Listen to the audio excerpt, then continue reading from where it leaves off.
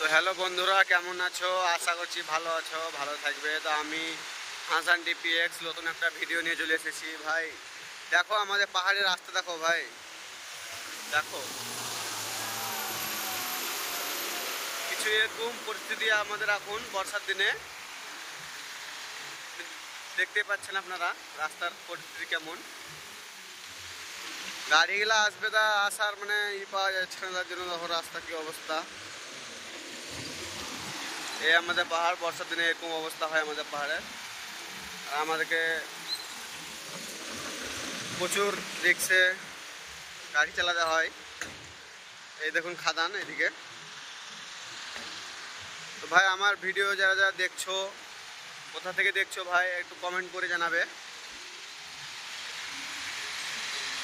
দেখুন আপনারা গাড়িটা দেখুন, গাড়িটা